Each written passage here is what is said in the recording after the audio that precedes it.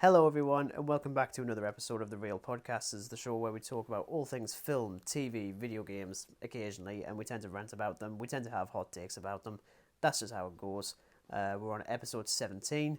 My name's Regan, and I'm once again joined by my horror fanatic co-host, who is currently dealing with the plague that is known as a kitten. That is Dan Quinn. Well, he's not. Well, okay, he's 17, but yeah, he does act like a kitten. And I think 17 is like, yeah, like 17 in cat years is like 80 in human years. He's an old man. Yeah, he's an old cat. Thing. But yes, episode 17. Somehow we've got episode 17. People actually listen to us. I mean, there's some people that listen to us. There's definitely at least one who talks to us about it, which is quite nice. Shout out to John. Yes, indeed. We love you very, very, very much, John. Thank you. What is on episode 17's agenda? What is our topic? Episode 17 is Doctor Who Series 4. We are trundling along with revived series Doctor Who. So we'll be talking about that a little bit later on. We've also got, as ever, the crap that we've been watching. Spoiler alert, Dan's probably still seen more than me, because it's the Jubilee week. I've been stupidly busy. And in terms of news, we have some stuff from Warner Brothers. They've been screwing things up again. We've got a new film that's currently started filming. We've got a couple of trailers for a TV show and a film that no one wants. But we're going to kick things off with something else. Dan, do you know what time it is? 32 minutes past 7. It isn't that, I'm afraid. It isn't actually that time. Oh? It's Morbin time. Morbin time? Have you ever heard of Morbin time? Are you serious? No. Have you never been on the internet ever in the last month or so? Well, oh, wait a second. No. It's Morbin time. No, it's not. Yes, it is. I'm afraid it is. Oh, dear. So Sony let me guess, have right? absolutely So no idea. is this something involving Jared Leto's face with the caption "Morbing time" underneath of it? Yes, it is. The internet's latest meme, apparently now. Well, it was a meme and it was a joke. It's now gone because, as I say, Sony have completely gotten the wrong end of the stick when it comes to a joke. But yeah, so because the internet hasn't had much to do beyond, I don't know, some trials and stuff that's going on in the world of the internet, people on social media have been memeing the hell out of Morbius, otherwise known as the most successful film of all time, as people like to joke on. It's not. It's bombed pretty fucking hard. And it has again, because so Sony caught wind of all the internet buzz and whatnot and decided, well, look, I don't know if this has happened in the UK. As far as I know, it hasn't. It was re-released in 1,000 cinemas in America. Why? Because Sony have no fucking clue. Why? But do you want to know what the best thing is? It's still bombed. I mean, no one gives a shit. It's like making a fire and then expecting the fire to go out by adding more fire to it. But the fire is in terms of bombing in terms of quality and money. So it's like a plane just soaring through the sky. But in this case, it's just Morbius dropping down from outer space and hitting the Earth pretty damn hard because no one really cares about Morbius anymore. I certainly don't. It was shit. Yeah, it was shit. And to be honest, the jokes were pretty funny. There was a great video that someone put up. It was of, you know, arguably the best scene in the film. That is when Matt Smith is dancing, you know, the way that he does, and it's great. Mm-hmm. I mean, it's not. It's, you know, it's absolutely terrible, but it's the best scene in the film because it's the funniest. But someone, as soon as this news dropped about being re-released in cinemas, they sort of cut out Matt Smith dancing. Oh no, they didn't. Going towards a cinema, grabbing a fizzy drink, grabbing some popcorn, and and it's just, I love it. I love it. Oh no. But Oh, no. I don't love it because it's good, because it's still terrible, but it knows what it is, unlike what Morbius is. But the entire joke around this entire film is gone now because Jared Leto decided to respond with his take on it. I was like, I take it no, he Jared, wasn't that's happy? not how you do. No, he tried to get in on the joke by posting a video of him reading a fake script titled Morbius 2, It's Morbin Time. Oh, And I no. just thought, oh no, Jared, no, you've killed No. it. Now it's no longer funny, even though it wasn't funny. It's no longer funny since Jared Leto picked it up. Oh, I man. wouldn't care, right? It's like the jokes were getting so hard that people were faking quotes from Martin Scorsese, where he was claiming that he enjoyed the film, and even Tyrese Gibson responded to that, but then deleted this immediately when he realized that people were taking the piss and it wasn't actually because of course bloody Martin Scorsese doesn't care. I mean, Christ Almighty, I just Oh, Jared. I'm pretty certain I still have it as the worst film of 2022. I'll be baffled if something else takes it. I think it's definitely one of the worst films I've watched this year. I wouldn't say it's the absolute worst. That goes to a Netflix production horror film called The Open House, which... You remember the recent Scream movie, the character of Wes? Yes. He is an actor in this particular film, and I have never ever watched something so bad in my life. And I've watched my fair share of smut. You have. You absolutely have. I'd probably prefer to go watch Werewolf Castle than watch The Open House again. Excuse me, Martin Scorsese said the Werewolf Castle was the definition of cinema, A cinematic masterpiece. and it made him spit out his bloody gin and tonic. He stood up and applauded. Like, Yep. Yeah, it's No, not a it good didn't. film. It's not a good film. no, it's not. But seriously, Sony, get your fucking act together. Get Morbius out of cinemas. Get it out of this planet. Now, I want to ask you a question here, Regan. Obviously, we have like the Marvel Cinematic Universe, but is this like something somebody coined up? Is like the Sonyverse a thing? It's the Sony universe of Marvel characters, or it's Sony Spider-Man universe, or it's something else. They had like 3 different names over 3 years.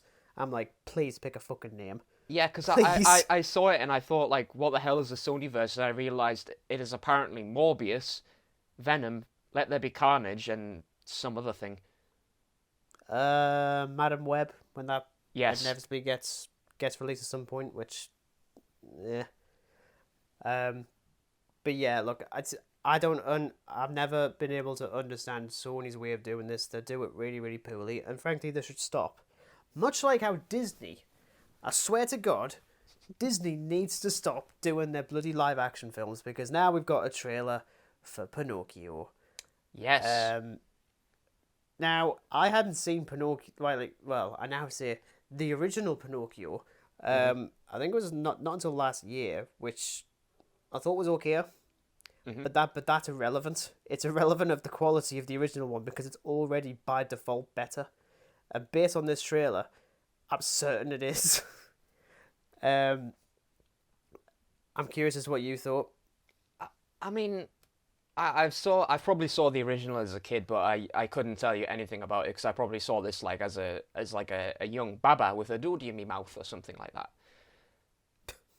Maybe not. I don't know. I don't know. I'd probably have to revisit it to remember. But yeah, this seems to be Disney's new thing at the moment. It's we pump out some originals like Star Wars and stuff like that, but then we want to kind of do something live action based, and it worried me because the first instance was Cruella, Lion King, which is still, my opinion, the absolute unnecessary epitome of live action. It didn't need to be live action. Why? Why, Disney? Why? And it's not even live action bar one shot. But yeah, I think this just seems to be Disney's new thing. I mean, maybe there is like a market for it in parts of the world or something like that, but for me, I just don't really care about them. Well, I mean, based on the box office, especially for The Lion King, when it made $1.5 billion, which I just found really offensive. Because, you know, I've mentioned a few times what I think about that one. I see why they do it. I see why they do it, but I think that, you know, to people like myself, we kind of grew up with these, like, old animations and stuff like that, and it should just be left to be treasured, and it shouldn't be insulted by, like, something modern because they want to just make a quick buck or something. It's like, eh. But yeah, Well, live action Pinocchio is... It's piquing my interest because I'm definitely gonna like rewatch most of the live action stuff because I watched Maleficent and I quite like Maleficent. But I don't know. I think it's gonna be like, if I see it when it comes out, then yeah, sure. I'm gonna give it a bash. Will I like it? Listen, Probably not. No, I was gonna say I'm probably not, because I still haven't seen the Mulan one they did a couple of years ago. Ah, yeah, they did that. I'd already read enough about what they're doing that one. I'm like, you've completely screwed that up because they're just turning her in. Did they do a Cinderella one, or was that Amazon Prime? There was a Cinderella one last year, which I didn't watch because I'd heard crappy stuff about that. But Kenneth Branagh did the Disney Cinderella one in 2015 with Lily James as Cinderella, which apparently was quite good. Apparently. So what live action do we have in terms of Disney? Let's like check these off because I'm honestly losing count now. I know there's Lion King, obviously, Cruella. Yeah, there's Lion King, Cruella, the two Maleficents, the Jungle Book. There's Pinocchio. There was Lady and the Tramp that went straight to Disney Plus, as is Pinocchio. That isn't actually getting released in cinemas. Yeah, it's just a Disney Plus release. Yeah. And I think there's been like a smattering of others. There's probably going to be another one that I've completely forgotten about. Yeah. But that's like that because, Beauty and the Beast. Forgot about that one. Ah, yes. Because I hated that. And at the time, I was absolutely in the minority because plenty of people loved it. And I was like, I think it's cheap. It's unbelievably lazy. And despite being a film that's like half an hour, 40 minutes longer than the original, it speed runs through the plot and then adds just a load of unnecessary things because that's just what they do. I mean, even the original Lion King, that's like 85, 86 minutes, and the remake is just over 2 hours. I'm like, and you can feel it. You can really, really feel it. I didn't think it would be that long, like, bloody hell. It's just, well, I mean, the new Pinocchio was directed by Robert Zemeckis, so he's got like a pretty proven track record, and bloody Tom Hanks, because for some reason he decided to sign on to this. The only version of Pinocchio I'm interested in, I'm fairly certain it's Pinocchio. I'm pretty sure that Guillermo del Toro is doing a stop motion version of Pinocchio for Netflix. I'm pretty certain it's that. I think so. Because I don't want to like cement it in uncertainty, but I think it's. Yeah. But that's the only one I'm interested in. I don't care for this one because it's just going to be utterly identical, but then it'll just water down a lot of other things that people might think, oh, well, I mean, you can't do that now. You see, what I think is why Disney released these things, and maybe it's just my personal opinion of it, maybe they release these live-action things to appeal more to kids, because I don't think, like, kids nowadays sort of understand, like, the animation that it was back then. I mean, it is old animation. I mean, look at something like Alice in Wonderland and compare it to, like, the Johnny Depp version. But even then... Well, I mean, I can remember people using that as a way to defend the new Lion King. I'm like, but you can't, though, because the original one still looks absolutely impeccable. Yeah. I mean, fair enough if it's like something like Snow White. Oh, yeah, Snow White is getting a new one with Gal Gadot as the evil witch. Is she a witch? I don't even know, the evil queen or something. Oh, right. Okay, that's interesting. Rachel Ziegler, who was in West Side Story. She was like the female lead in that. She's Snow White. Because I'm pretty certain there was a set photo released of her in like the iconic red, yellow, and blue and white dress, and people were like, "Well, that looks terrible." I'm like, anything that's ever leaked or released ever, everyone hates. That is the standard. Can we stop acting like this is a new thing? Never. But even that, I've got no interest in. I mean, I just don't. I think it's one of those things where if I just can't really think of anything to watch, I'll put something like that on, which I tend to kind of do when I run out of decent horror films to watch. which is odd considering you've seen about 37% of every horror film ever made, ish. Yeah. Just about. With more to watch. So much more. Dear. So much more. We also got another trailer this week for Gotham Knights. That's the CW. I don't know anything about this at all, so you're gonna have to helm this because I have no idea what Gotham Knights is. So you're gonna have to explain what this is. Well, we talked about it a couple of weeks ago when we talked about Misha Collins being cast as Harvey Dent. Yeah. It was for this. But it's a really weird time to release this because, I mean, we didn't talk about this a few weeks ago, mostly because I don't care. I don't watch the CW, Arrowverse, DC shit. Clearly the CW know it's terrible because they, Supergirl got cancelled a year ago, I think. So is this in like the same universe as like the DC TV stuffs like Arrow and Supergirl and all this? Yes. Right. Well, apparently, yeah. So Flash is on its 8th season, and that's ending after that. Batwoman and Legends of Tomorrow got cancelled, and I think a few others did. So this is the only one that's running now. Right. And it looks utterly amateur. It looks like a student fan film I'd expect to see on YouTube, and I'd still openly criticize it. Mm-hmm. It just looks utterly crap. So we have another Batman-related show without Batman. Apparently he's killed off in the first episode, and that is the crux of the series. And I'm like, that is instantly like a red flag. And so you've also got the kids of some famous DC villains, like the daughter of the Joker's in this or something. I'm like, why don't you just use the Joker? But then don't use the Joker because I've had enough of the Joker. We're Joker now, as I mentioned that a while ago. But it just looks so. I mean, obviously you've got no context as I do. Mm-hmm. But if you mention the CW on social media, people immediately know it's going to be terrible because that's kind of the thing. Right. Like even Supernatural had that towards like the end of its run because that was on the CW, and that was one of the rare things that actually worked pretty well to a point. Mm-hmm.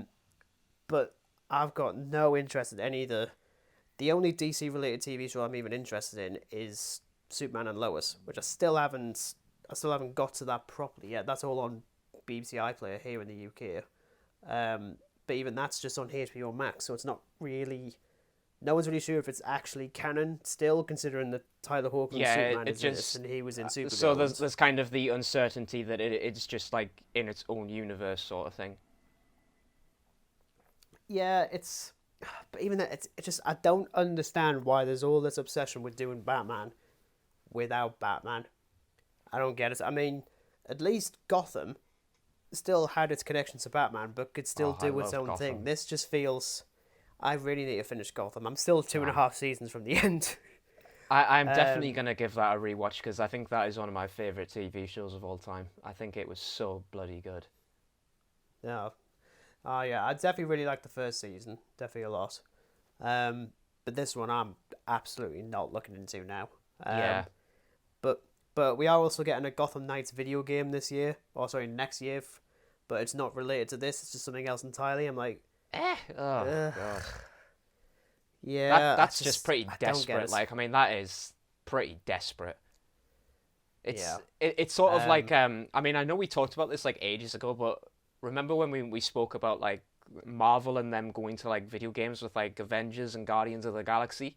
Like, at least there is some relation to the canon universe of Avengers and Guardians of the Galaxy, but if you make Gotham Knights a video game that has nothing to do with Gotham Knights, what's the point? Well, exactly. Yeah. Oh, dear. I don't get it at all. But then again, it's the CW, and as far as I'm aware, it's looking like that's going to get bought out at some point. Right. So they're probably just putting something out in the hope that someone consumes it, and then they can just cancel it immediately.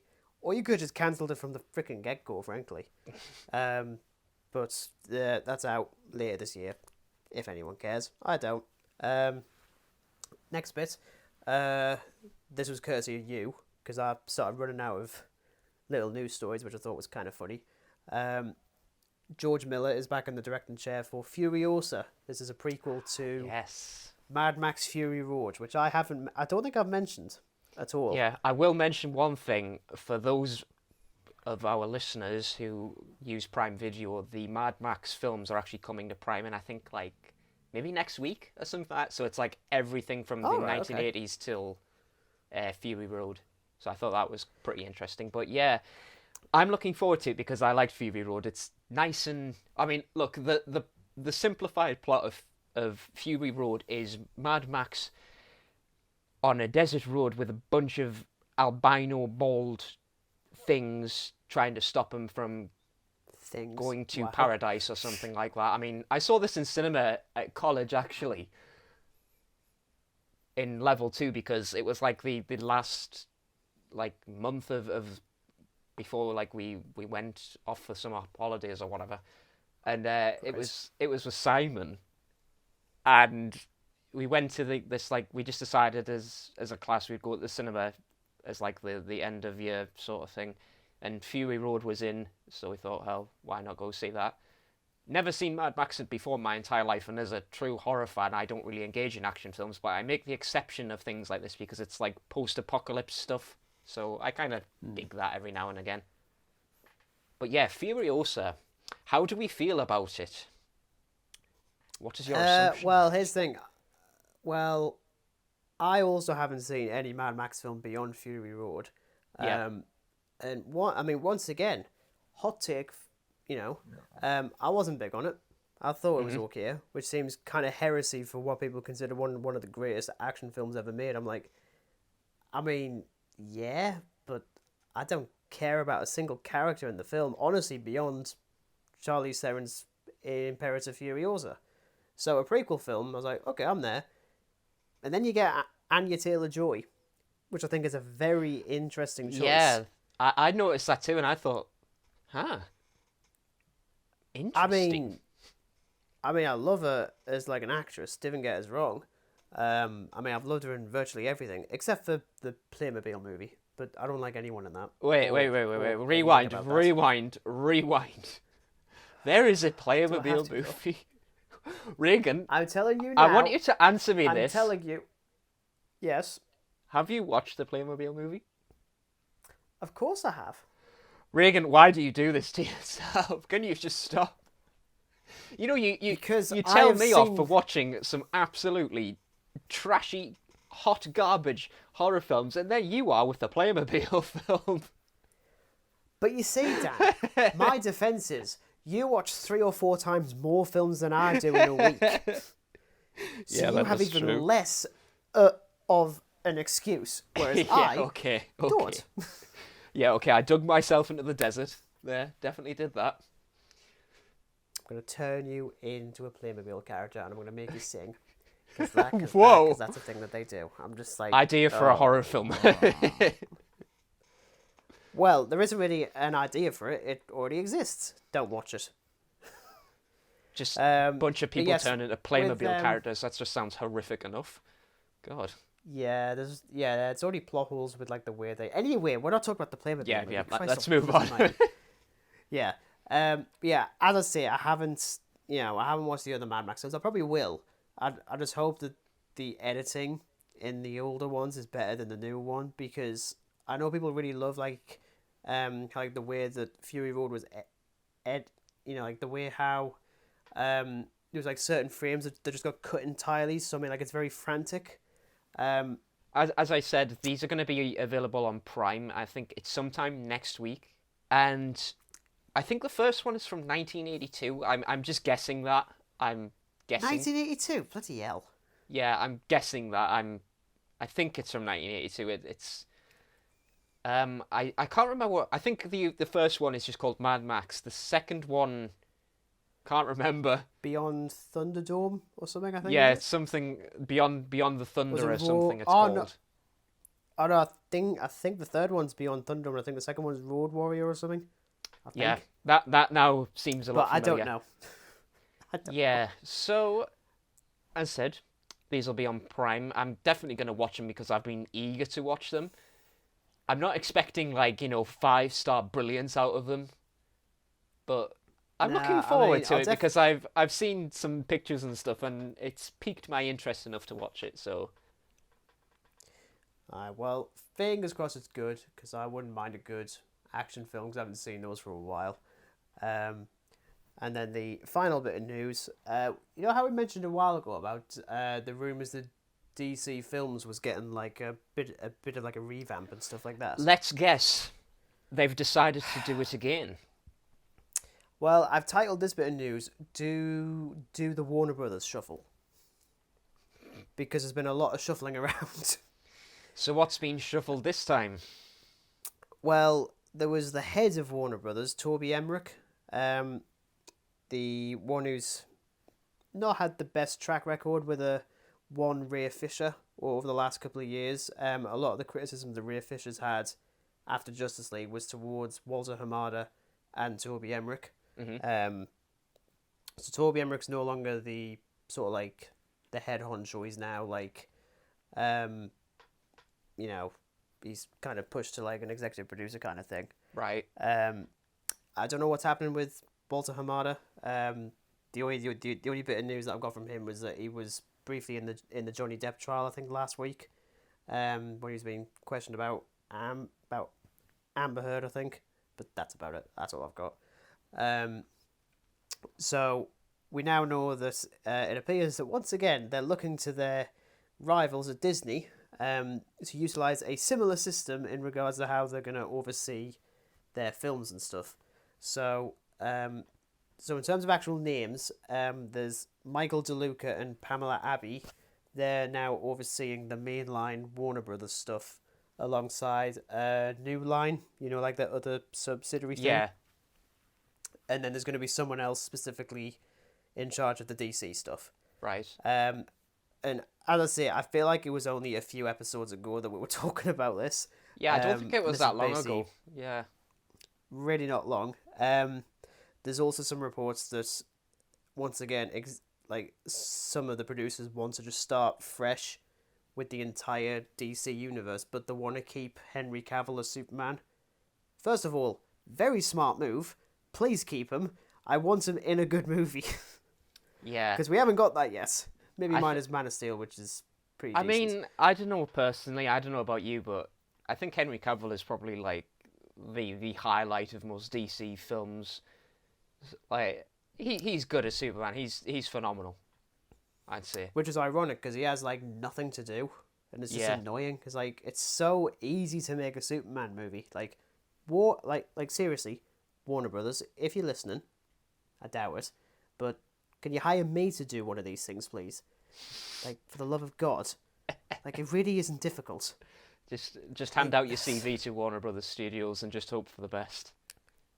Well, just think, we've had 3 Captain America movies in the last, 10 years or so. We've had 1 Superman movie. Yeah. 1. Howie. Get your fucking act together, Warner Brothers. I see why they kind of want to start fresh, because I think to some of them it's obviously like flogging a dead horse, so to speak. And it's flogging a lot of dead horses, because there's a lot of duds. I mean, but yes. I liked, what's the Superman film called? Is it Age of Steel? Or am I thinking of something else? Age of Steel? Wow. Man of Steel. Man of Steel. Age of Steel. Where have I got Age of Steel from? Doctor Who. Bloody Doctor Who. Yeah, Man of Steel. Yeah, that see, this is Doctor Who that's doing this to me. Yeah, Man of Steel I really liked, and I quite like Batman v Superman. Although the better version of Batman v Superman. Let's get that out there straight away. Oof. That film is 6 years old. Wow. 6. And you'd think it came out a month ago. I mean, what is there to say? But yeah, I think I see why they want to start fresh, and I honestly wouldn't blame them at this point, because I think they've got more chance of starting fresh with good ideas rather than just like having not so good ideas and attempting to compete with their rivals, and it's basically just like, ha, take that. Yeah, it really doesn't work, to be honest. I mean, I'm looking forward to say something like Shazam. I'm really looking forward to that one. Aquaman, yeah. Black Adam, I don't care for, especially after The Rock keeps on posting on his social media, the hierarchy of the DC universe is about to change. No, it's not, Dwayne. No, it's not. Yeah, Nothing's gonna happen. I'll No one see it cares. just because I like Shazam. But as I say, I'm probably as with you said, Shazam. I'm probably the most looking forward to. I kind of was with Aquaman because I really liked the first Aquaman, but with all that's sort of gone on with Amber Heard and stuff, I don't know. This is actually the closest we've actually gotten to talking about that. Frankly, yeah. I didn't want to, just because it's everywhere. Everyone knows about it. Well, yeah, exactly. But also, it's just, I mean, I know we're going off on a tangent, but it's still technically classed as Warner Brothers. The only reason I didn't bring it up is just because this. Have I been watching it? Yes, of course I have. Obviously, that's all gone and done now. We have the verdict and all that stuff. That's, it is what it is. Regardless, it's two people's really personal lives being put out in public like that, and I don't think there are certainly aspects of that which definitely should have been made public, frankly, but it's not fun to talk about, and that's what we do here. It's just a laid-back chat about stuff that we find funny, essentially. That's kind of why I haven't spoken about it. I don't know about you, but I mean, I'm in total agreement. Like, this was something between two people, and it was just everywhere.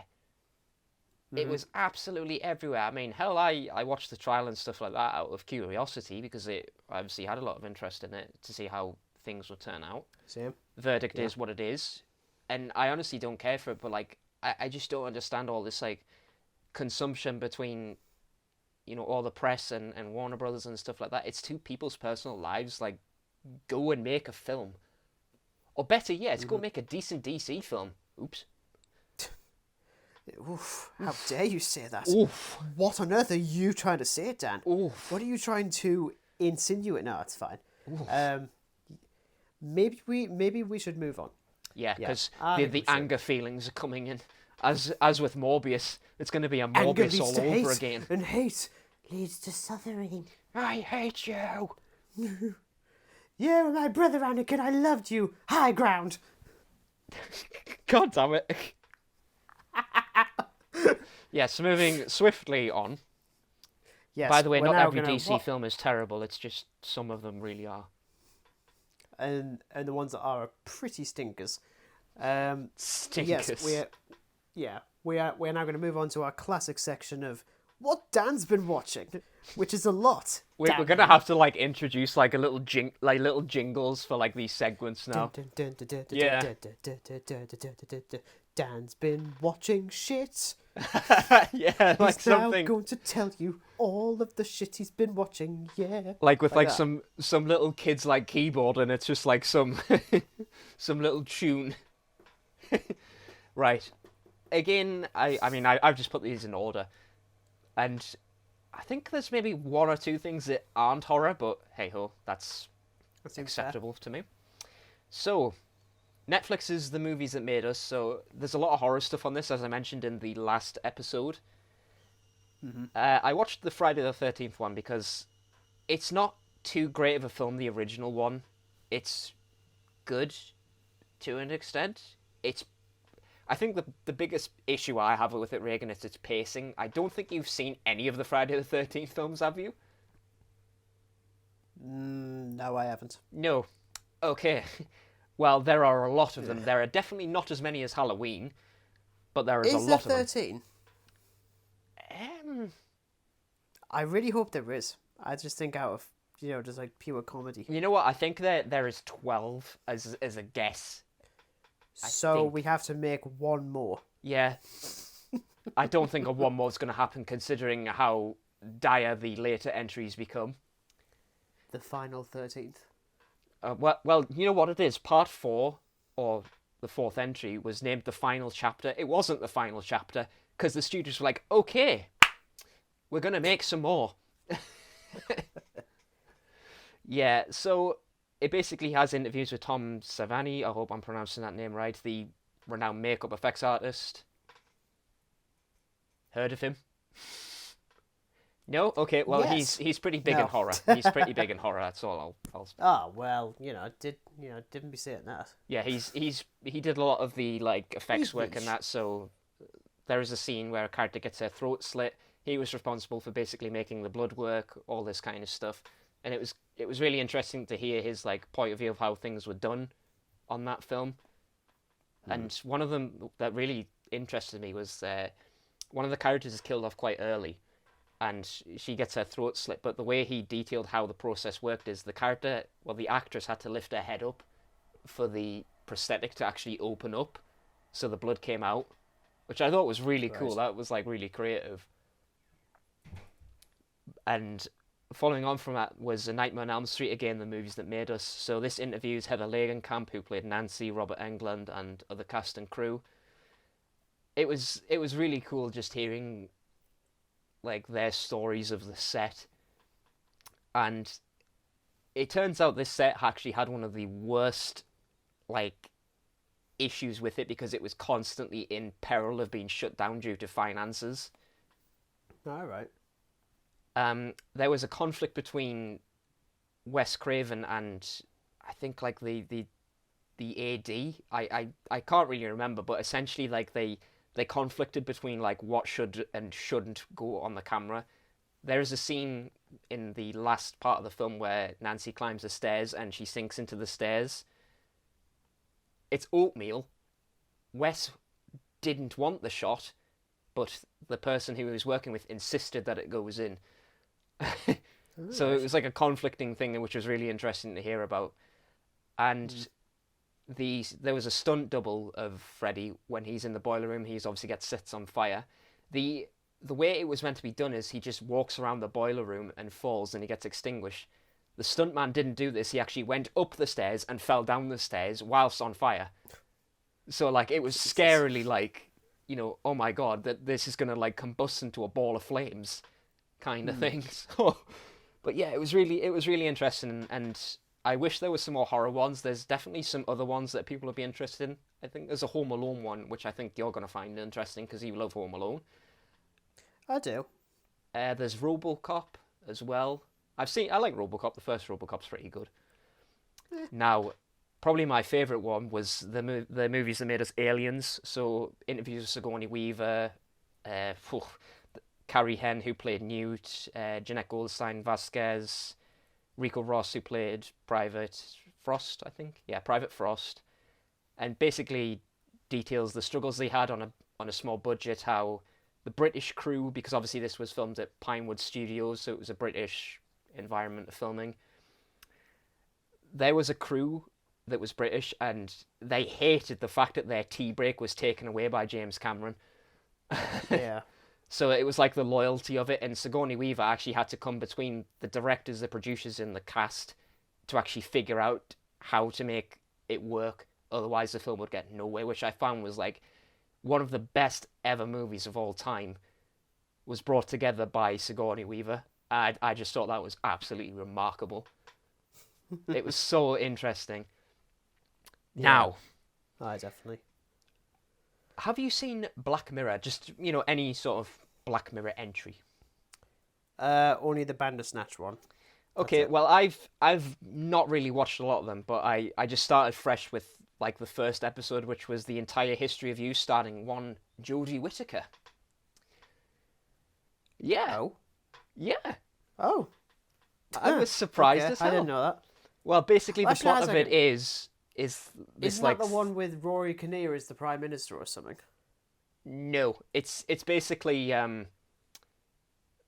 it's a very futuristic thriller kind of thing. Basically, everyone has like a memory chip that can like you can rewind memories and things like this, and it's a pretty good thriller. But yeah, Jodie Whittaker's in it, and I thought, neato. Yeah, it was pretty good. I liked it, so I'm definitely going to be watching some more Black Mirror. Now, here's a film I've wanted to watch for a bloody long time, and this is the first of many werewolf films that I'm probably going to be watching. The Howling from 1981. I've got that somewhere over there, don't I? Yes, I do. In between Home Alone and The Hurt Locker, I think it is. Yeah. Yeah, pretty good film. Again, it's none of this like, you know, everything has to be CGI werewolf flick. You know, there's obviously prosthetics and stuff like this involved. Very good film. Funny enough, because The Howling was released in the same year, and I think pretty close to the same release as American Werewolf in London. Yeah. And that was probably a bad idea because we all know which is the classic one. Oh yes, it's actually Dog Soldiers. Ooh, I'm gonna get to that probably in a month or so. And here's probably I'm not gonna say like it's absolute hot garbage because it's not. It's just not brilliant. Mm-hmm. Was the original Resident Evil from 2002 by Paul Wes Anderson. Ugh. It's safe to say the Resident Evil films aren't good. The live action ones are not good at all. This is probably the only good entry, and there are absolutely loads. I've watched this and a handful of the sequels, and the sequels are just drivel. If you want an honest opinion, they're just drivel. Like they're just so boring, and it's an insult to the games, really. But again, this is the nature of video games and films. 99.9% of all video game films are absolute garbage. Apart from Sonic the Hedgehog 2. Apart from Sonic the Hedgehog 2. And 2020's Sonic the Hedgehog. Okay, we get it. You like Sonic. I did. It was so good. Damn it. Now, Obi-Wan Kenobi Episode 3. I love this. I'm loving it so far. I'm absolutely loving it. This is something we Star Wars fans have wanted for a very long time. I'm loving it. And I can't wait for more. I can't wait till Wednesday. Now, Dog Soldiers. Oh. Easily one of the best werewolf films ever. It's one of the best films ever.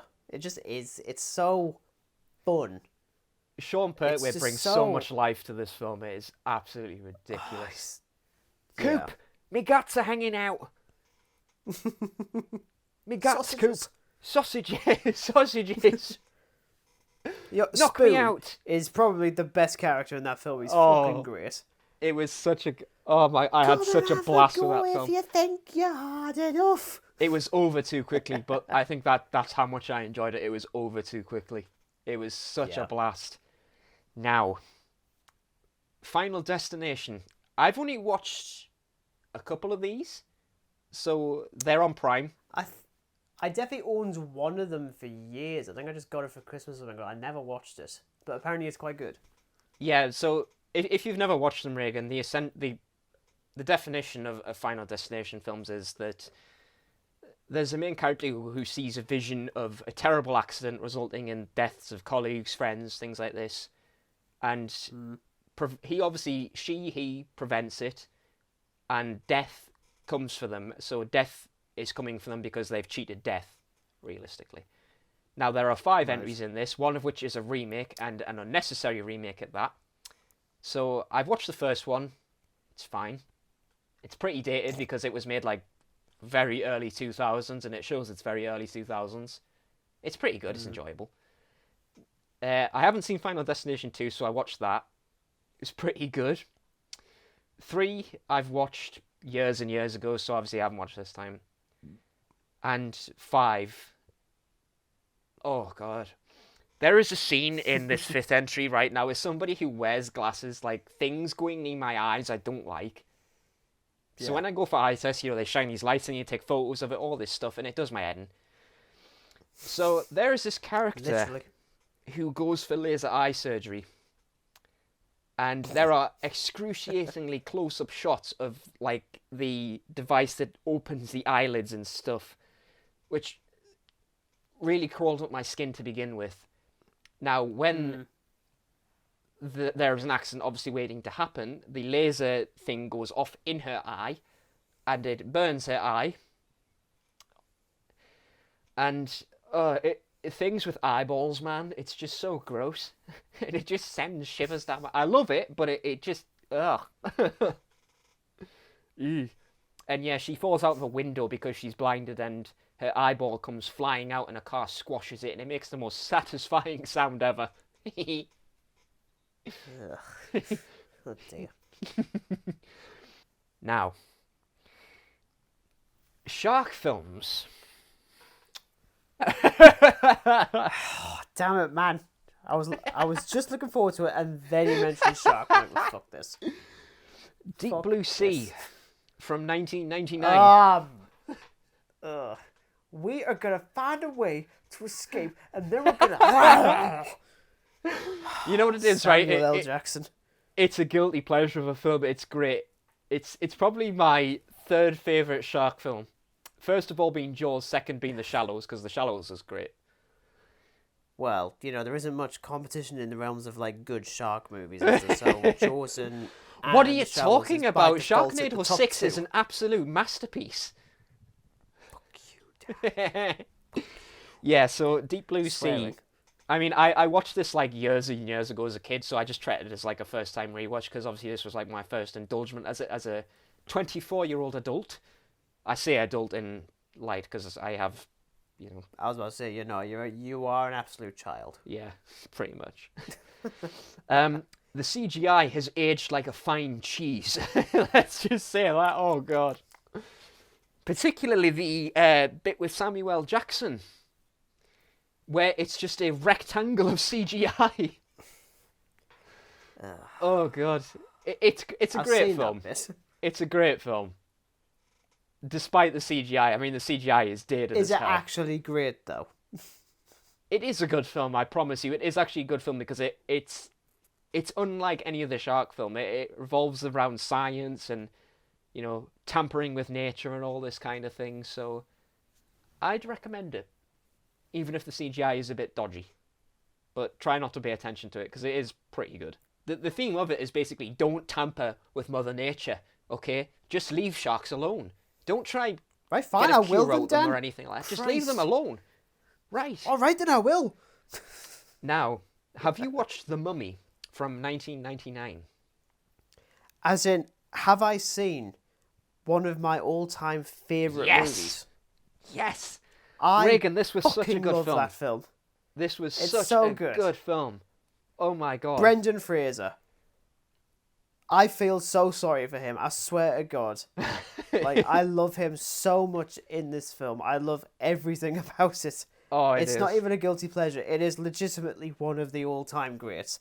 I'm just saying it. If this film didn't exist, cinema as a whole would be so fucking boring. Oh yes. Now, this is obviously a fantastic film, but as always, there is some absolute inept idiot that just goes and makes a remake of it. Do not mention the fucking remake. Yeah, I have no saw that interest in in the watching cinema. that. Don't. Enough said. Please. There are 2 sequels for it, and I will eventually get to them. But for now, The Mummy, I mean, this was a first-time watch for me, and I loved it. Like, I cannot believe you haven't seen it. honestly, dude, like, I was kicking myself because I really wanted to watch it for years. I am now. Oh, trust me, I'm going to be booting myself with my steel toe cap boots when this episode is finished for not watching it in time. Oh, you should I do. love everything about it, and it has quite a bit of comedy in it, and I think it works so fine. It has its funny Definitely. bits, and it's so great to see that working. For once in an action film, something works. I mean, the whole Egyptian setting, I mean, we love Egypt, like, as We a do. topic. So, like, obviously you get the classic Egyptian setting and, like, the mummy mythology and things like this. It's so good. It's excellent. I'd watch it again, easily. Without a doubt. Definitely. Now, the last thing, and probably the most difficult thing to talk about. Oh. So, The Twilight Zone, the movie. Cursed films. Oh. Yeah. So this, I'm not going to dive into this because this is just horrific. It was really thought-provoking. Essentially, Let's this just just say explores I haven't. the accident that occurred and basically the implications of that accident, and it was absolutely Yeah. horrific to just learn about all this that happened because some director didn't pay attention and he didn't listen. Idiot. And yeah, it's horrible. So I have no intent in watching that film because why should I?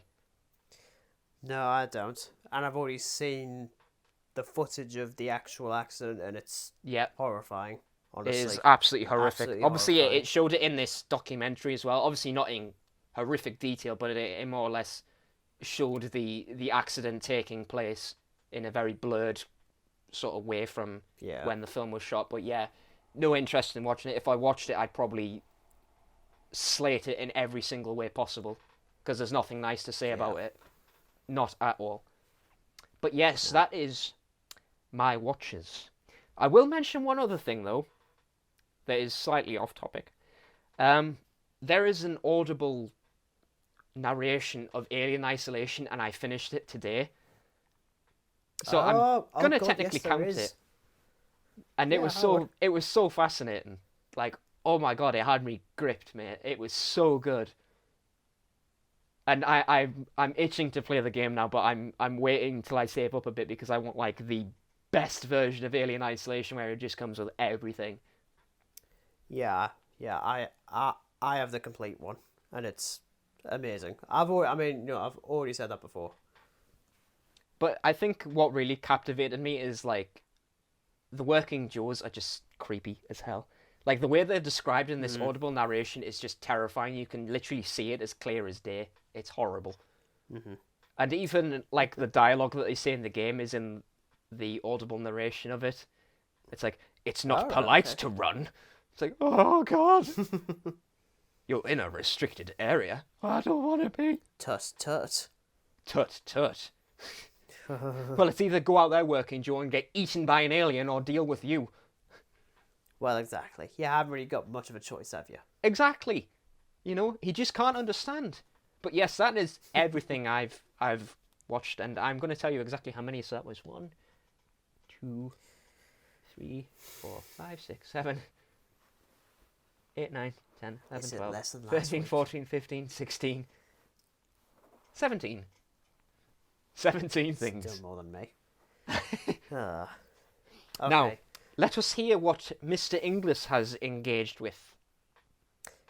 I'm actually going to reference something that I actually should have mentioned in the last episode, which I completely forgot to, just because, time.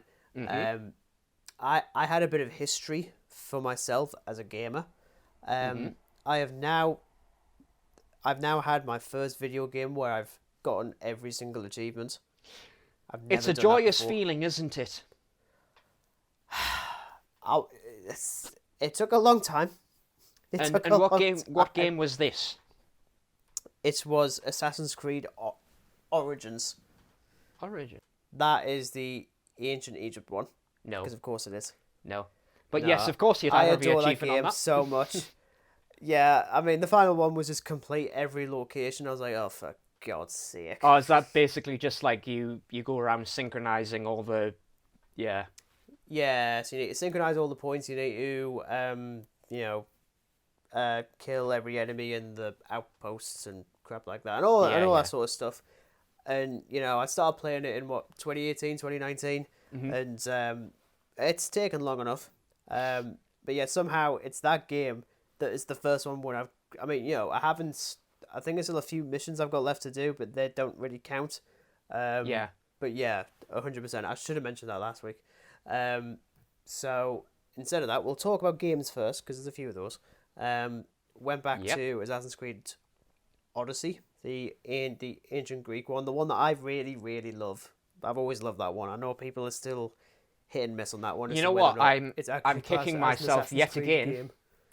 Kicking myself twice now because I really need to catch up on Assassin's Creed because I think it's a great game franchise, and I really the last one that I played, and I cannot remember the name of it, but it's set in like Victorian London. Syndicate. Yes, Syndicate. Sorry. Assassin's Creed Syndicate was the last one I played. And Black Flag as well. I mean, I love Black Flag. The only reason I didn't like Black Flag was those damn sea shanties. Hey, what the hell? The sea shanties are fucking great. Oh yeah, hearing them's great. Collecting them, however, whole bucket of fish. Well, no, we will definitely do. I think we need to do an Assassin's Creed episode. Creed. Yeah, we do. So I went back to Odyssey because I'd forgotten that they released a new story thing in it after the last game came out, Assassin's Creed Valhalla, the Viking one. I'm not big on that one, if I'm honest, mostly because that has like a stamina system, and that just completely ruins it entirely. It just slows everything down, because like Oh yes, running along, climbing up. Oh, I've got to stop. Okay, hang on. So okay, I can do it again. Does the stamina bar engage in combat as well? So when you're in combat, your Yes. stamina is depleted. Oh God, really? Yeah, the first brought in Immortals Phoenix Rising, it was that slightly more cartoony, comedic take on Greek mythology that they brought out a couple of years ago. Yeah. Which I actually really liked that game. It's actually really fun. But they have the stamina thing in that, and I really hate that. And it's annoying because because it's Valhalla. It's set in the Viking era, and you're in Northern England. Like, how You just want to go around butchering people with Viking weapons. So I hate the stamina thing. And then they released a new story thing for both games that are both connected. Mm-hmm. So you start off in Odyssey with Cassandra or Alexios, depending on who you go with. I go with Cassandra because she's the actual protagonist, and she actually is a decent voice actress as well. Okay. So things kick off with her, and then no spoilers, but essentially she's immortal, so she goes through time and stuff. You get a brief cameo in Origins with her, and then it'll continue on in Valhalla. Yeah. And both the lead in that one, I think it's Eivor, I think her name is, Eivor and Cassandra clash. I haven't got to that bit yet, because I don't want to go back to Valhalla, it's a bit naff. But, yeah, we'll see. But I thought it was pretty fun. Mm-hmm. But moving on to things I've actually watched. Mostly TV this week. I've watched the first episode of Stranger Things 4. You know what? Kicking myself for the third time this episode, I still need to start Stranger Things. I'll be honest, I didn't like this one. Oh, well, now you've just hurt the internet, Regan. You have hurt the internet big time by saying that. It's just so... Well, here's the thing, right? There's been 3 years between season 3 and 4, mm-hmm. So it makes sense that the opening episode is mostly just trying to catch people up. Yeah. But it's 80 minutes long, Oof. And it's just so slow, and nothing happens until the final 2 minutes. Is Robert Englund in it? He is, but he's not in this episode. Oh, I don't know at what point he's in. Yeah, because I saw he was cast for it, but I thought he would be in the episode, but never mind. I honestly assumed he was the main villain at one point, but I thought you're not going to put loads of prosthetics on top of him again, especially at his age. Yeah, it's not. yeah. I think it's someone else. But it's just, especially because I think the problem is, especially with like the focus being on children, they've aged rapidly. Especially one of them. I forget his name. I do apologize. But even with the 3-year difference, he's changed so much. Mm-hmm. He's basically a brand new character, and I'm just like, oh yeah, and you're in a relationship with her, and I completely forgot about that because there's no chemistry. Yeah, it's just a load of plotting and stuff like that, and so it's a bit of a slow one. Yeah, and there's still another 7, I think, in this particular volume. Like the next volume's next month or something. Mm-hmm. I'll get to the rest at some point. I'm in no rush. I also saw Obi-Wan Kenobi, episode 3. I was mostly just geeking out for most of this episode. Yeah, I was too. I'll say, there's one bit that I find really funny, and it's not because it's good, it's because it's stupid. I'm not going to spoil too much for those who haven't seen it. We'll go into spoilers in a couple of weeks when the series finishes, but there's like a segment of the episode when Obi-Wan and little Leia is in the back of a truck-ish, and there's like a gate. Oh, yes. Now, no offense. They are struggling to get past it, but the space on both sides, you could just walk around. Even at that point, I was like, Ben, dear, what are you doing? You are a terrible Jedi. You are literally the worst. Your senses clearly haven't picked up on the fact you could just walk around it. Yeah. But it's saved because any scene with Vader is amazing. Oh, I mean, the nostalgia trip I had with that was absolutely amazing. What I will say, though, is that I'll be honest, the actual fight between those two, because they have a brief scuffle in this one. I thought the choreography was a bit crap, if I'm honest. It wasn't prequels, it was more sequels, where I think, well, in particular Rise of Skywalker, because the choreography in those, it's just so utterly stupid. It's just like a lot of like really aggressive waving and stuff. I'm like, that is not how people fight, dear. It's Stop like it. them. You know what it reminds me of? You know those plastic tubes that when you circle it in the air, it makes like a whistle. Yes. It like that. But do you know what really got me for it? And again, we're not going to delve into spoilers this week. We're going to talk about Obi-Wan in a future episode, no doubt, because we are utterly geeked out with Obi-Wan. The lighting of when you see Vader and the lightsaber, I thought... Oh, yeah. Like it was just one of those satisfying sighs. It absolutely turns him into like a horror villain, which I love. Oh, yep. But yes, we'll of course talk more about Obi-Wan Kenobi in a few weeks. Went back to Doctor Who, because it's been a while. Yes. Watched a few episodes from Series 4. I'm not going to mention the episodes until later on when we actually talk about this series. In the discussion. It was actually from Series 4. Yeah.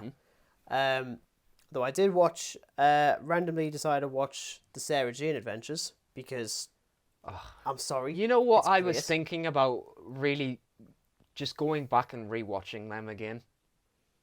Well, I decided to watch what I still consider to be the best episode of Sarah Jane Adventures, full stop. I know people will immediately point to, oh yeah, it's the wedding of Sarah Jane Smith with the Trickster and the 10th Doctor. No, it's great. Don't get me wrong. It's a great cliffhanger in part 1 when bloody Sarah Jane is about to get married and the Doctor just like appears and he's like, stop this wedding now. I remember watching that for the first time and I just squealed because I didn't know he was going to be Oh, yes, I remember that episode so bloody well. Because it's just all this silence and he just breaks out, stop this wedding now! Yeah, I mean, it's not my favourite. My personal favourite is the one that I watched, which is Death of the Doctor. I love this one so much. Remind me of the plot of it.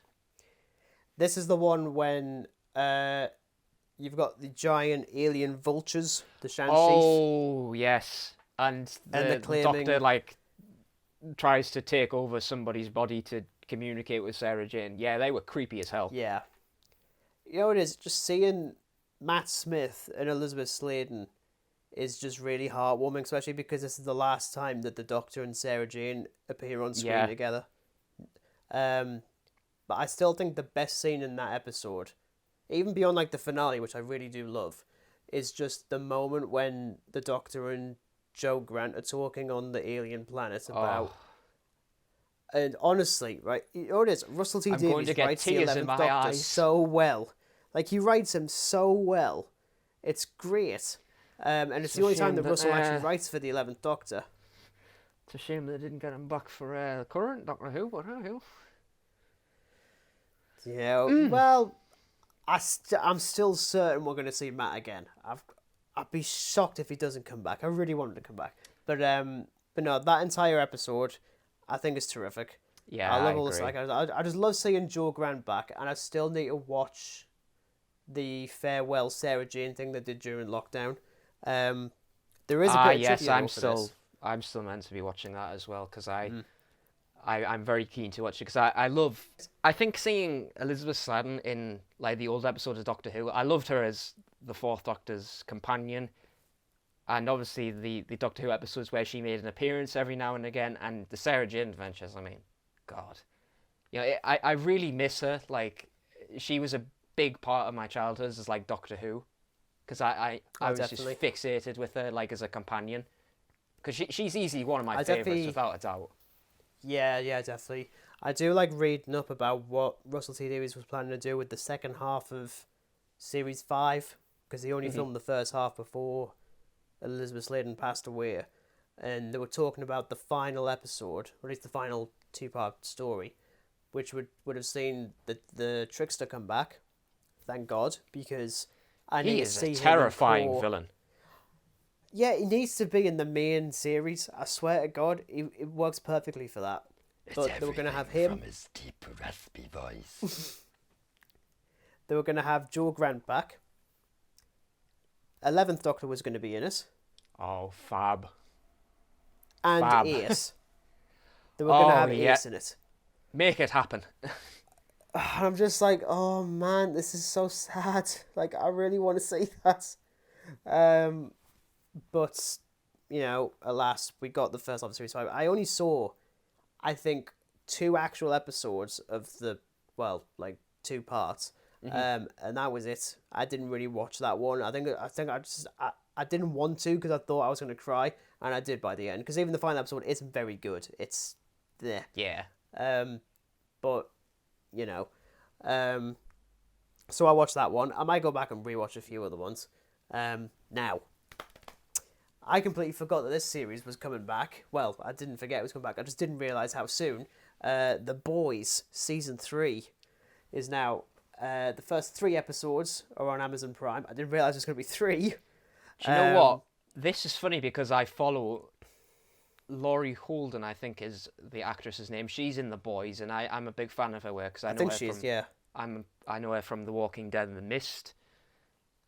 I've been meaning to watch this because it looks really good.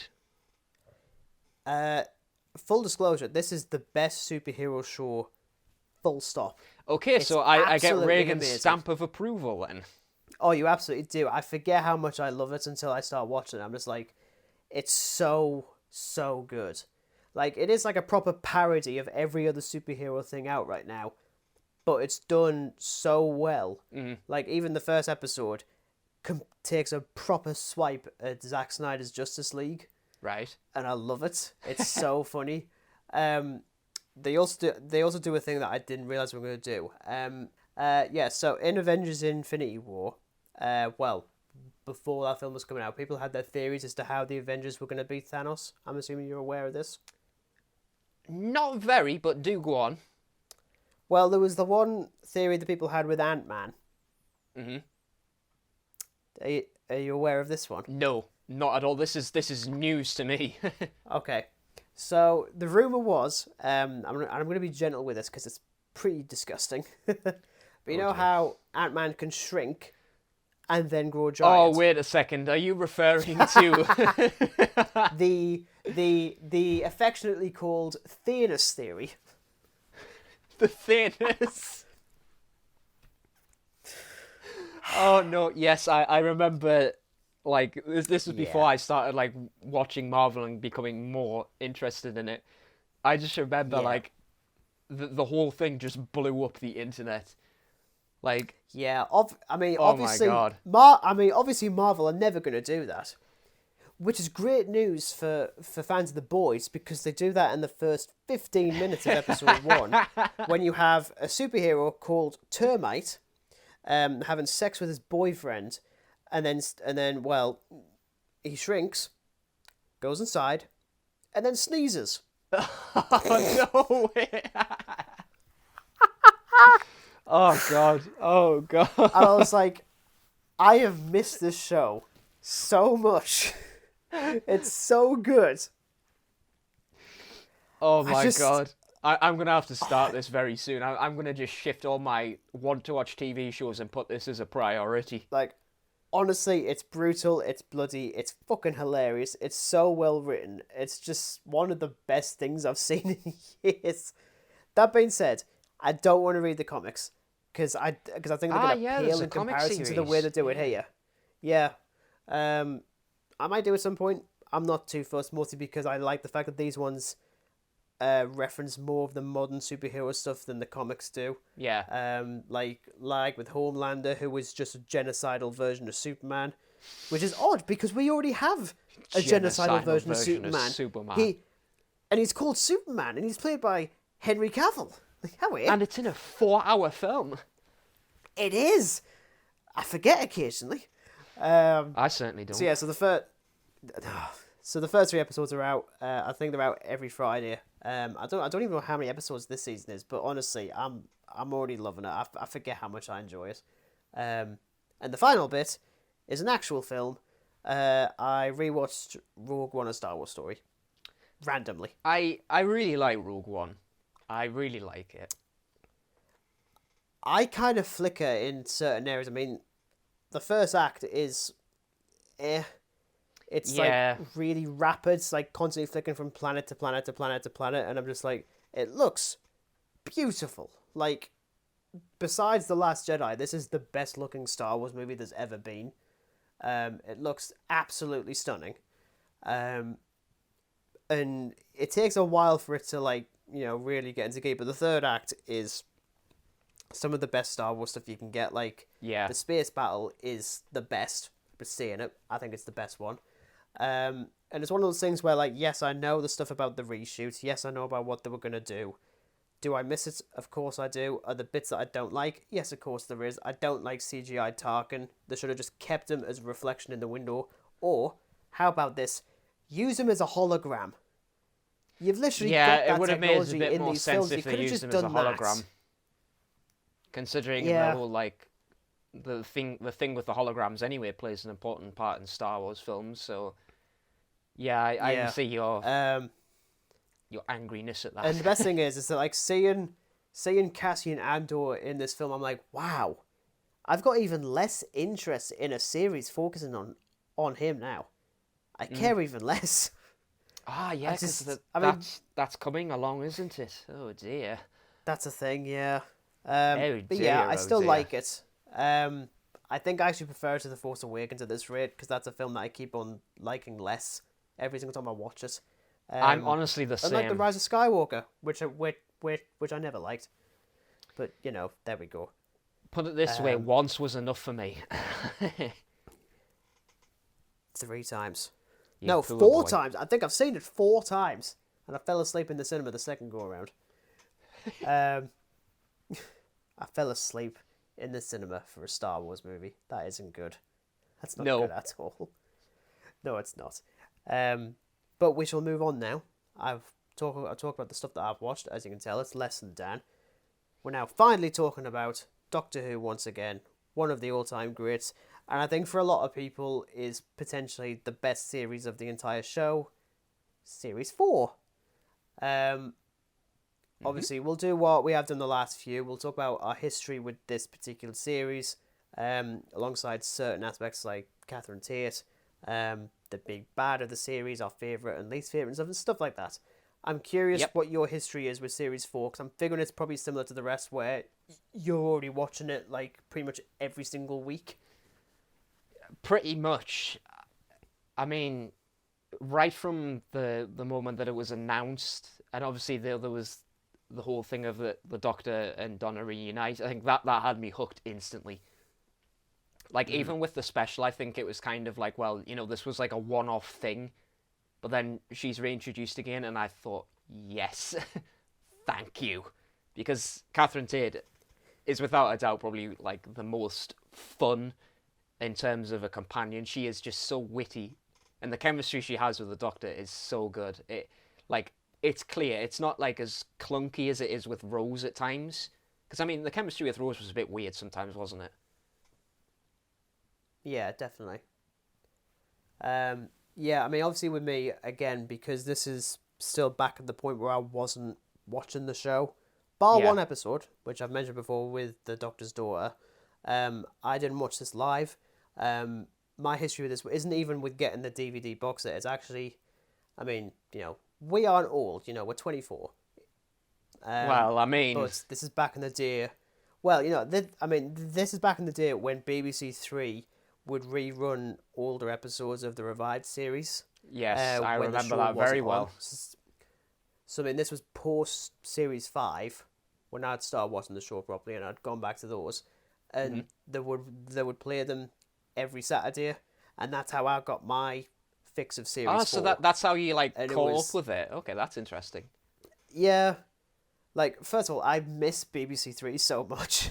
I mean, like, I know it's back on the telly, and as far as I know, it's crap. But they had, like, all episodes of Top Gear on, and they had Doctor Who, and Russell Howard's Good News, which was terrific. But Doctor Who, for me, that was how I got my fix for a while. Yeah. And pretty much all of I finally caught up with all of Series 4, even though a lot of it was spoiled in that Doctor Who annual I mentioned back in, I think when we talked about Series 1. I mentioned that it was that book that got me hooked on the show.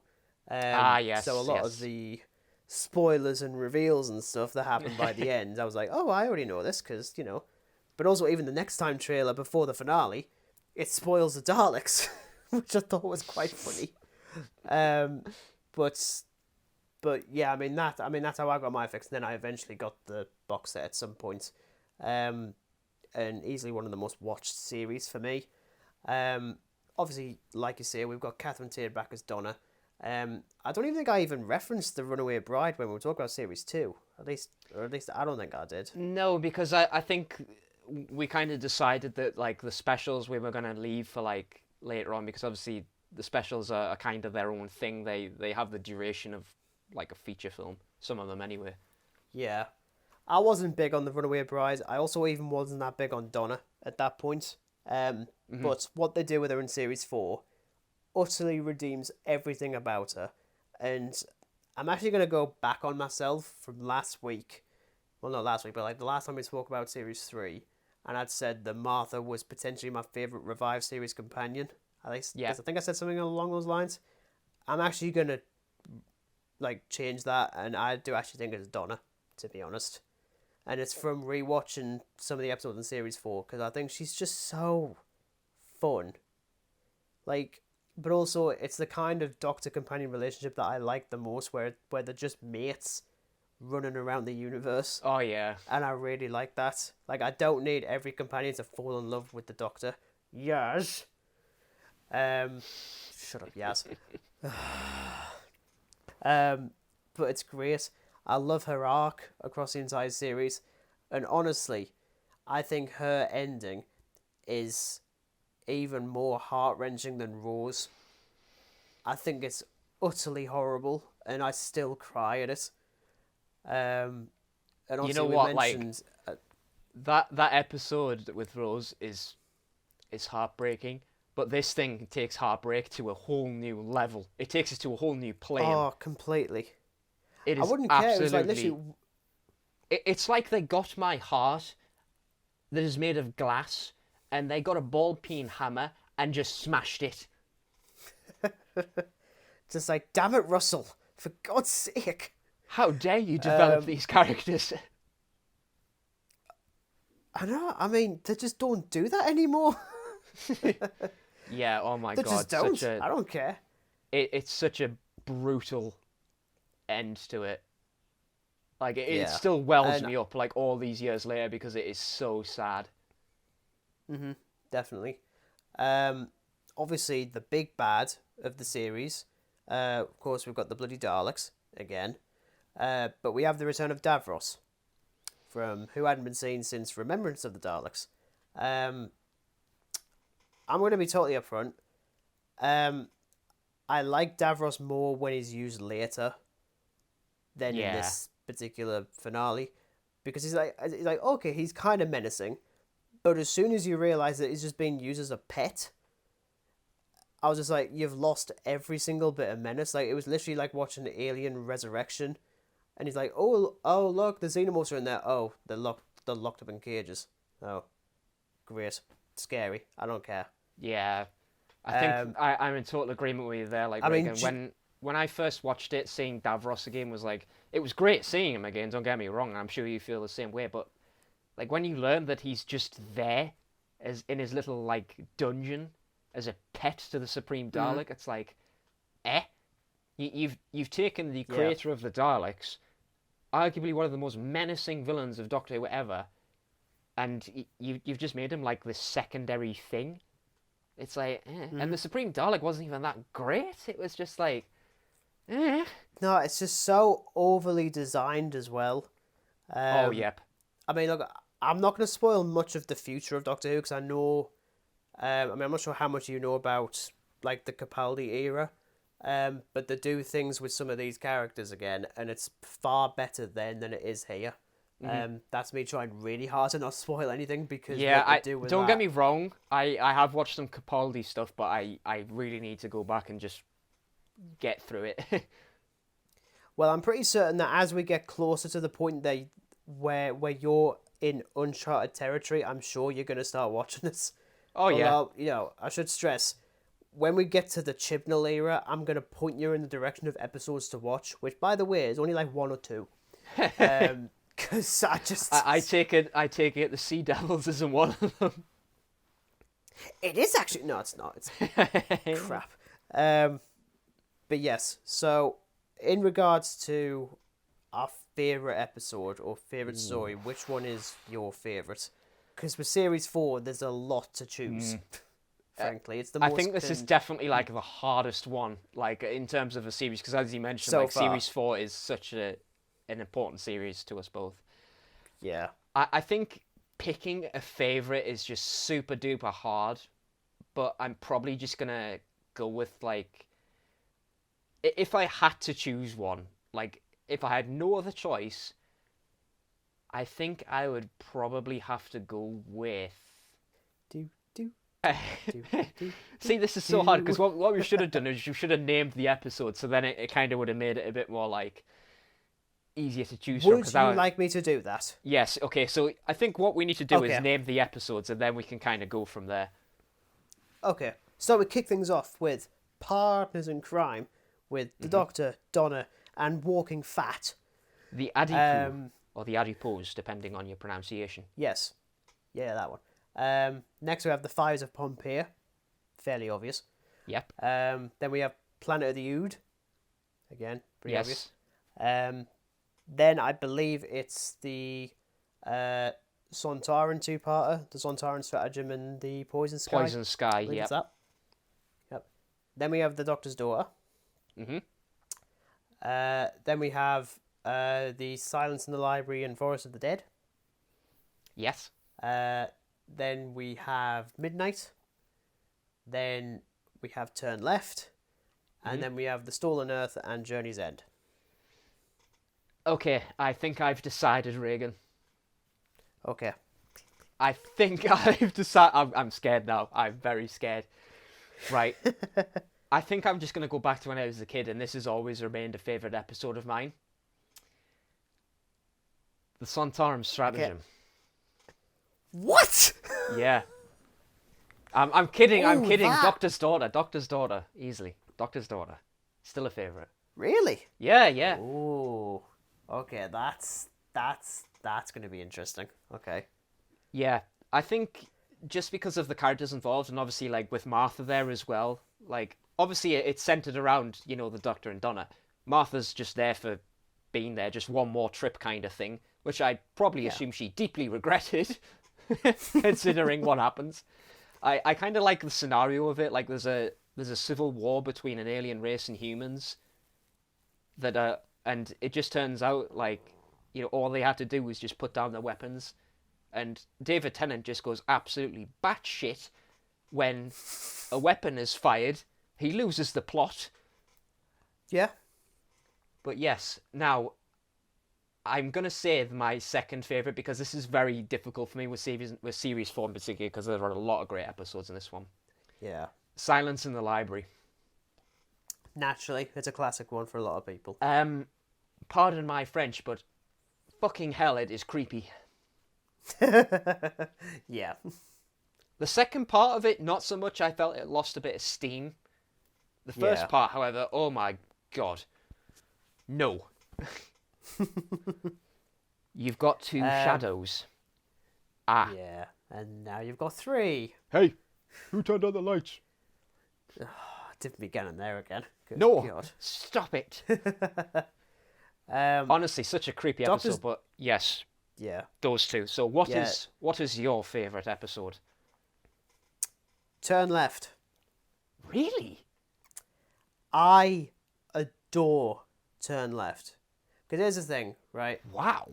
I love when Doctor Who plays around with the concept of time travel and also alternate realities. And it's so perfect. Is Turn Left, I should probably know this, but is Turn Left basically the what if episode if she didn't... Yes. Yeah. Yeah, I thought so. Yeah.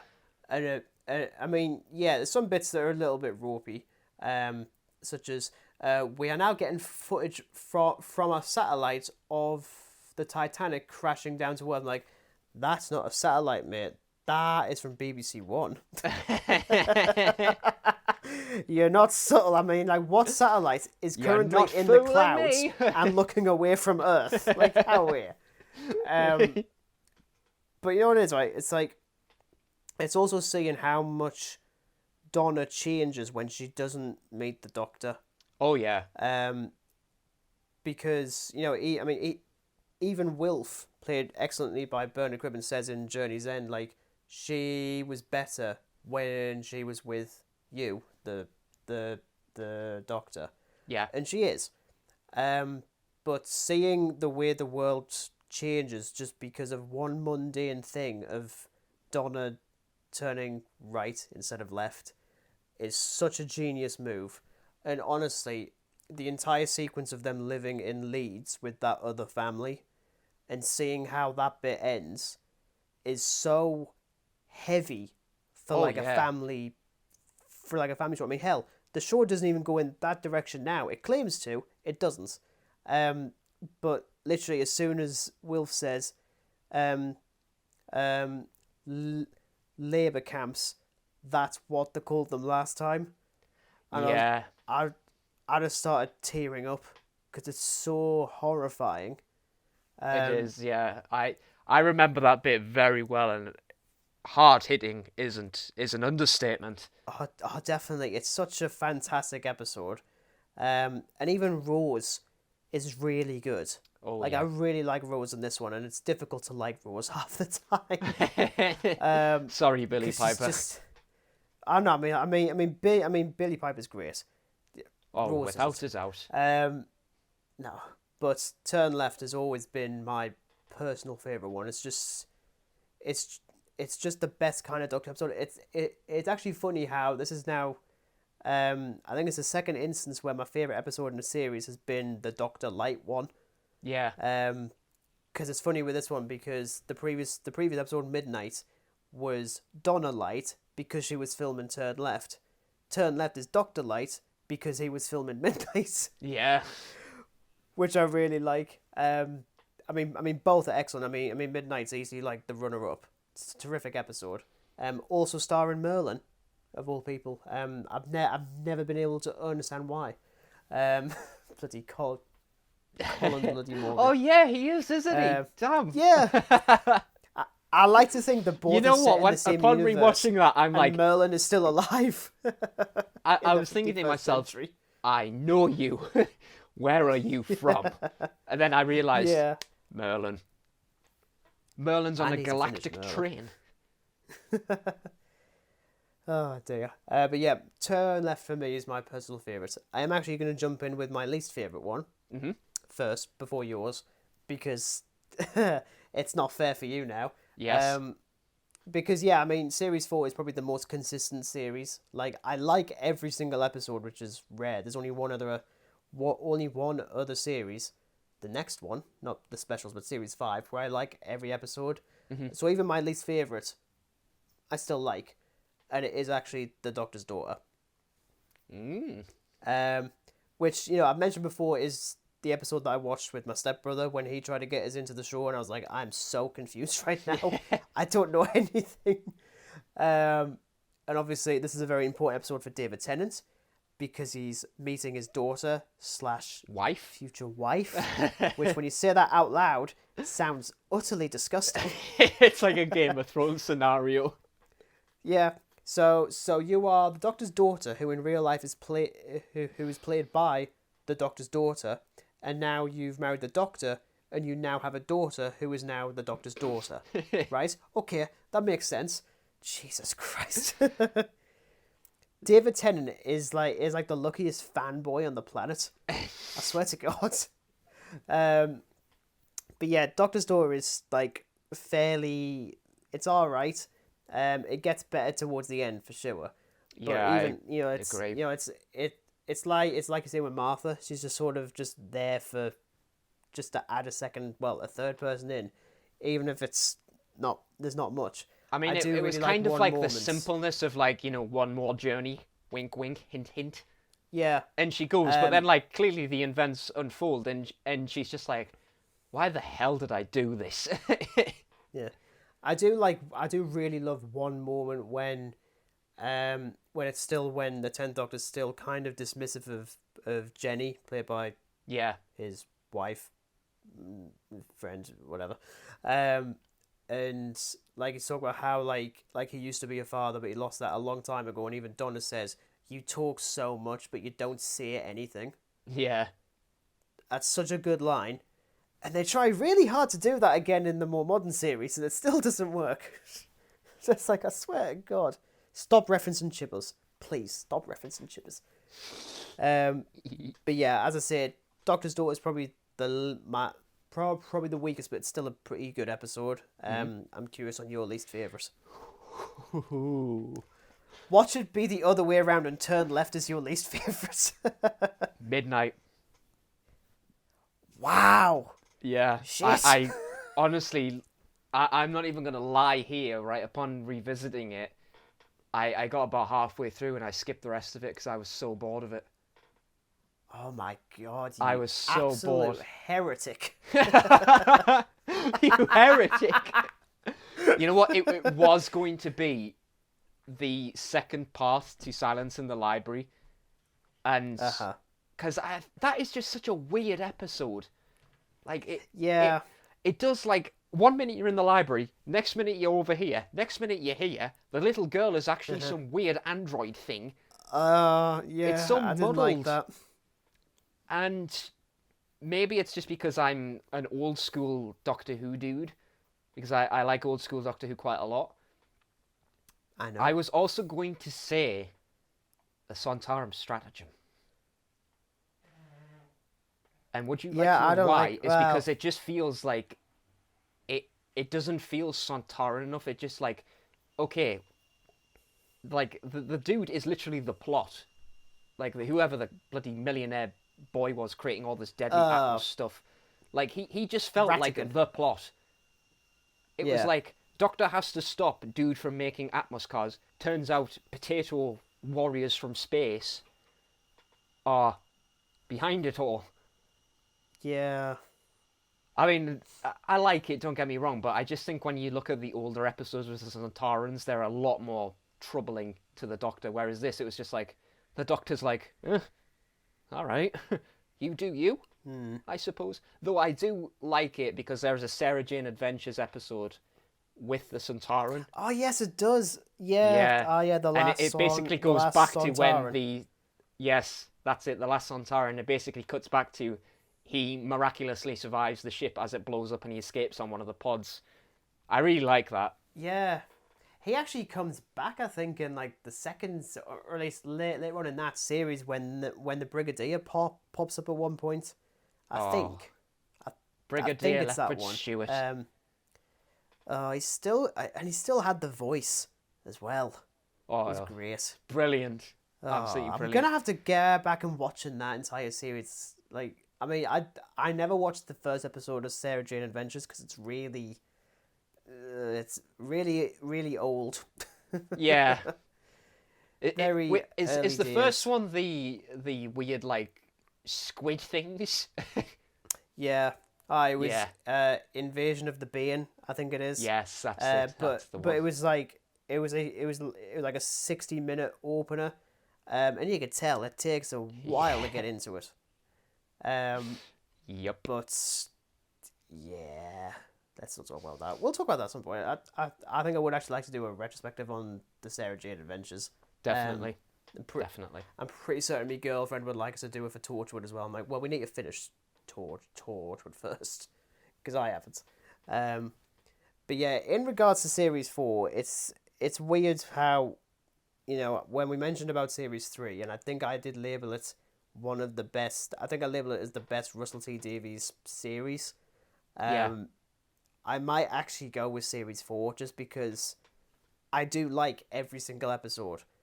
I do prefer the finale for Series 3.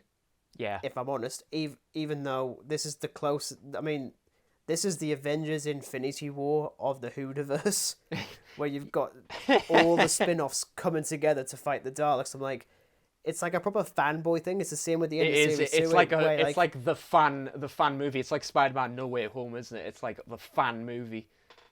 It's what everyone wanted. But But I can even remember at the time I didn't buy it because they're like, oh, the Daleks want to destroy all of reality. I'm like, okay, do that, and then what are you going to do? Are you just going to sit there twiddling your weird tentacles? Stuff? Yeah, I'm just like, what are you going to do? It's like, well, there we go. We're done now. I always found with those two parts in particular, like, it's got to be said, Dalek Khan has really become quite a nuisance. He's always just teleporting away. I'd actually forgotten about Dalek Khan, actually. Yeah, because in these ones, he is absolutely insane. He has just lost all purpose of brain function. I flew into the wild and fire. It's like, okay. It's actually the last time that like the Daleks are treated as characters. Yeah. To be honest, because they never really do that again, which is annoying. Because otherwise they're just like generic villains, which they don't need to be. It's the same as the Cybermen for most of the time. They're just all like generic robot baddies and stuff. But yeah, I think I'm still on the. I mean, I suppose it's probably the strongest series of that era, I suppose. Yeah. But I still think the finale for Series 3 is stronger, if I'm honest. Even with the Dr. Jesus thing, which is Dr. Jesus. Silly. He is Jesus. Christ Almighty. Yeah, a little bit. Literally Christ Almighty. little bit. But there we are. We are now done with Series 4. As I mentioned last week, no, we're not doing the Tennant specials yet. That'll be in a few weeks, I think. Yeah, I think we'll do like a revisitation of them, because obviously Tennant had quite a few specials. He did, yeah, and I've got some thoughts. I've got some thoughts. I've got some thoughts on that. But yes, that is it for this week. Thank you very much for listening. Next week, we're going to be doing some Jurassic Park stuff, because Jurassic World Dominion, is that what it's called? Yeah. Hits the cinema on June 10th. Mm-hmm. I'm seeing it on the 10th. So and I'm seeing it 3 days after. I'll be doing... Damn you. So instead, we won't be talking about Dominion next week. We'll do that the week after, where we'll do full spoilers. I currently plan on doing my own review segment for the channel for Jurassic World Dominion. So expect that late Friday, early Saturday or something. I'll be curious to see how that goes, if people like that. But yes, look forward to dinosaurs and theme parks and whether or not it should have been a franchise. We have got things to say on that one. But yes, thank you very much for listening, and we'll see you next week. Take care, everyone.